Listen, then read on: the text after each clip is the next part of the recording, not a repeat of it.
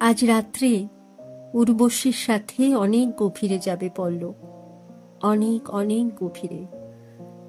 বাস্তবে সামনাসামনি তাকে না দেখলেও নেটে ঘ্রাণ নেবে পল্লব মেয়েটির দেহের। তাকে না ছুঁয়েও ঘটবে হরমোনাল উচ্ছ্বাস। এটাই তার কাছে তৃপ্তি, তার চূড়ান্ত মনোবিনোদ। নেটে বেশ কয়েকদিন যাবৎ উর্বশীর সাথে যৌন উদ্দীপক কথাবার্তায় নিজেকে পরম সুখে ক্লান্ত করেছে পল্লব। আজ মাঝরাতে আরো এক ধাপ এগোবে সে। ফোনের গোপন বান্ধবী উর্বশী কথা দিয়েছে, সে নিজের গোপন সম্পদগুলি তুলে ধরবে পল্লবের দৃষ্টিতে। বিশ্বাস ও চরম আবেগ আজ বাধা মানবে না কোনো ঠুনকো অজুহাতের, কোনো বস্তা পচা নীতির। সব ঠিকঠাক থাকলে অন্যবারের মতন ব্লিস রিসর্টে প্র্যাকটিক্যালি হবে সবকিছু। ভগবানের অসীম কৃপায় পল্লবের অভাব নেই কোনো কিছুরই, তাই শুধুই লাইফ লং এনজয়মেন্ট।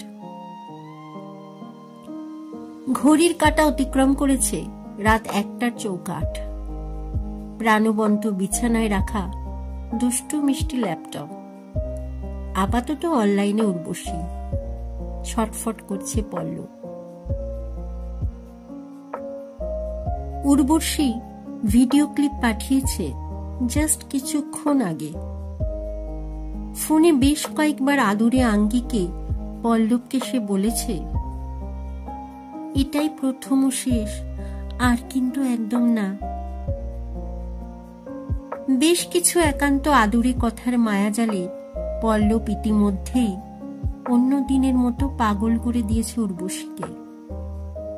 খোলা চুলে 2 পিস আউটফিটে আজ একদম অন্যরকম দেখাচ্ছে পল্লবের গোপন বান্ধবীকে। আস্তে আস্তে নিজেকে আরো উন্মুক্ত করছে উর্বশী। ধীর গতিতে মেঝেতে লুটিয়ে পড়ল মিনি স্কার্ট।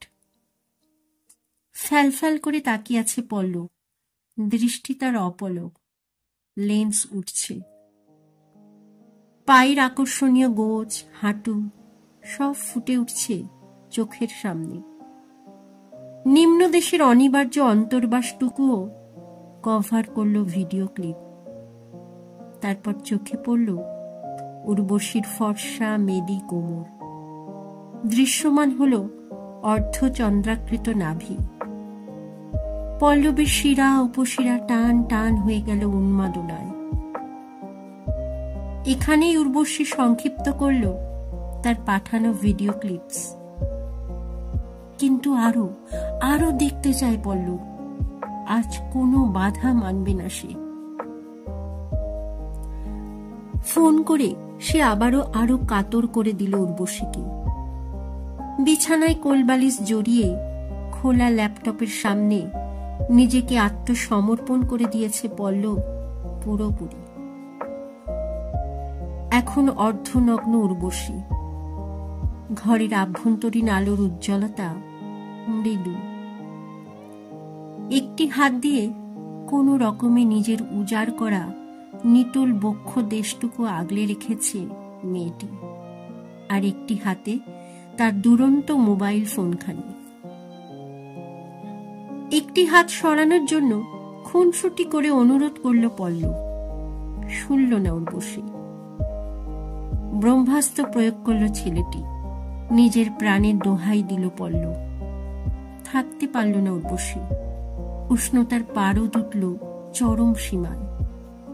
ডান হাত সরিয়ে নিজেকে সম্পূর্ণ উজাড় করে মুখমণ্ডল ঢাকল মেয়েটি লজ্জারুণ হয়ে। নেশাতুর চোখে সব ফুলে পড়ল, তার লোলুপ চোখ রাখল কেন্দ্রবিন্দুতে। কিন্তু এ কি? অঝরে রক্ত ঝরছে মেয়েটির নগ্ন শরীর জুড়ে। হিম শীতল স্রোত বয়ে যাচ্ছিল পল্লবের শিরদাঁড়া দিয়ে। চিৎকার করে উঠল সে। হাত সরালো উর্বশী। ঢাকা মুখ স্পষ্ট হলো একটু একটু করে। হৃদস্পন্দন বেশ কয়েক গুণ বেড়ে গেল পল্লবের। কিন্তু এ কিভাবে সম্ভব? একরাশ নালিশ আর ক্রোধ বুকে নিয়ে নিব্রস্ত দাঁড়িয়ে আছে নীলাশা। তার দু চোখ দিয়ে যেন আগুন ঠিকরে পড়ছে। জিহ্বা শুকিয়ে কাঠ হয়ে গিয়েছে পল্লবের। উফ, মেরুদণ্ডে অপরিসীম বেদনা। কে তুমি? যথাসাধ্য শক্তি একত্র করে জিজ্ঞেস করেছিল পল্লব। উত্তরে ল্যাপটপের সাথে সংযোগ করা মিনি স্পিকার থেকে ভেসে এসেছিল হাড় হিম করা এক পৈশাচিক হাসি। ভয় চোখ বন্ধ করে নিয়েছিল পল্লব। কোনো শব্দ নেই। ঘেমে স্নান হয়ে গিয়েছে তার গোটা শরীর। সাহসের উপর ভর করে হাত সরিয়ে দেখল ল্যাপটপ স্ক্রিন ব্ল্যাঙ্ক। একটা চেনা পারফিউমের সৌরভে নতুন করে শিউরে উঠল তার কায়া। আর্তনাদ করে উঠল পল্লব। চোখ দুটো যেন ঠিকরে বেরিয়ে আসতে চাইছিল তার। একজোড়া নরম শীতল কাটা হাত অসীম শক্তি দিয়ে চেপে বসেছিল পল্লবের গলায়। অসহায় শিশুর মতো ছটফট করতে লাগলো সে। আপ্রাণ চেষ্টা করেও পরিত্রাণ পাচ্ছিল না ছেলেটি। একটু একটু করে নিস্তেজ হয়ে এলো তার শরীর। একবার শেষবারের মতো নীলাশার রক্ত মাখা মুখটা ভেসে উঠল স্ক্রিনে।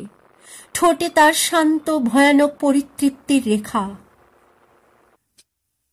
1 বছর আগে এমনই এক দিনে পল্লবীর কাছ থেকে পাওয়া লাঞ্ছনার আঘাত সহ্য করতে না পেরে সিলিং ফ্যানের সাথে গলায় ফাঁস লাগিয়ে হাসতে হাসতে শরীরটাকে শূন্যে ভাসিয়ে দিয়েছিল নীলাশা নামের মেয়েটি। 3x2 বনমালী লেনের পূর্বাশা অ্যাপার্টমেন্টের 2nd ফ্লোরের ঘরটি থেকে পরের দিন উদ্ধার হয়েছিল পল্লবের নিথর দেহ। পুলিশি তদন্তের রিপোর্ট অনুযায়ী শ্বাসরোধ করে হত্যা করা হয়েছিল তাকে। ল্যাপটপ ও মুঠোফোনে পাওয়া যাবতীয় তথ্য ও সফট কপি নথিগুলি কাটাছেঁড়া করার পর প্লেবয় পল্লবের অনেক গোপন তথ্য প্রকাশ পেয়েছিল। তবে মেডিকেল রিপোর্ট পেয়ে রীতিমতো বিস্ময়ে ফেটে পড়েছিল তদন্তকারী দল। কারণ পল্লবের মৃতদেহের গলা থেকে পাওয়া গিয়েছিল স্বয়ং তারই আঙুলের ছাপ।